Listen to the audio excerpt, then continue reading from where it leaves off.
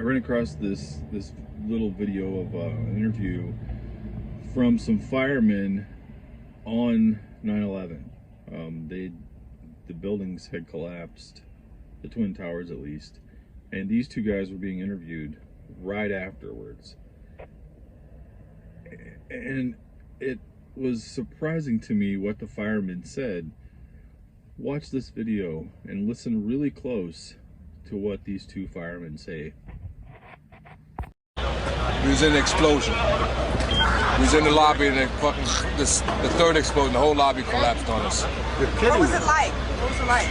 Horrible. It's like hell. You don't want to know. The whole building just collapsed on us inside the lobby. Was that a secondary explosion? Yes, it was. That was the Planet probably? Yeah, definitely secondary explosion. But we was inside waiting to go upstairs, and on the way upstairs, the whole fucking thing blew. And we just collapsed on everybody inside the lobby. Similar to the first tower coming down, secondary? I don't know about the first one, but I know the second one was terrible. Then there was a third one too after that one. Third explosion after that? Yes, sir. And you were Everybody was inside the building, waiting to go upstairs, and they just let loose. Everything just let loose inside the building. So what you told me is that there was a plane or whatever hit the building, then a secondary explosion. It was like 3 explosions after that. We came in after the fire. We came when the fire was going on already. We was in the staging area inside the building, waiting to go upstairs. Then they exploded. The whole lobby collapsed on the lobby inside. And it's just mayhem after that? Just man, everybody tried to make their way out. just trying to help all the brothers get out. A lot of people trapped inside. I was sitting in the Brooklyn Navy Yard across from Brooklyn. We watched the first explosion. As we were watching the buildings, I saw a black, very large airplane fly right into the second building. It came out of the south, right in front of our eyes. Just, it was so surreal, like a movie set. Second and third explosions also, right? We were in the building for the third one. It collapsed. I was on this drive here for the other one. People don't understand. There may be more. Any one of these fucking buildings could blow up. This ain't done yet. This is on top of this. This couldn't be no worse than this. Couldn't be nothing no more worse than this. You're in the building trying to help people, and it's exploding on the inside the building. So. Okay, so did you hear what the second fireman said? There was a big black airplane that came out of nowhere and hit the building. Now, I was watching TV the morning of 9/11. One airplane had already hit, and my neighbor called me and said, "Hey, turn on the TV." And I watched the other planes hit. I don't remember seeing a black airplane. Now, I guess I didn't see every plane hit the building.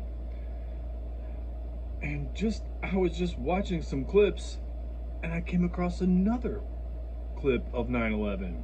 There are a bunch of them out right now, I don't know why. And the clip shows an airplane hit the building, and it's a solid black airplane, just like that fireman said. And as the airplane hits the building, it starts to explode and it comes out the other side. But what comes out the other side seems to be a point. Matter of fact, you can even see a long shadow, like it's a missile or a pole or something. It doesn't look like an airplane.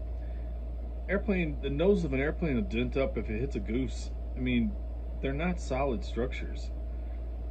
I don't understand how one could come out of a building. This did. Something came out the building.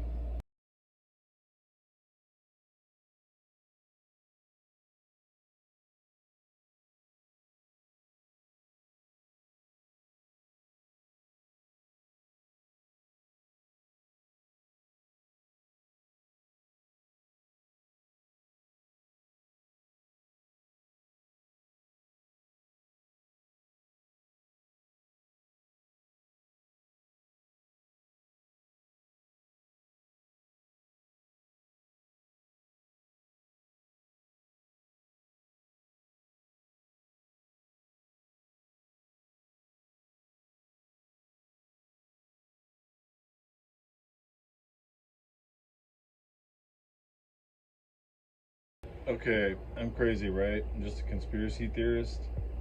Then I found another clip with Bill Maher. This will blow your mind. Watch this.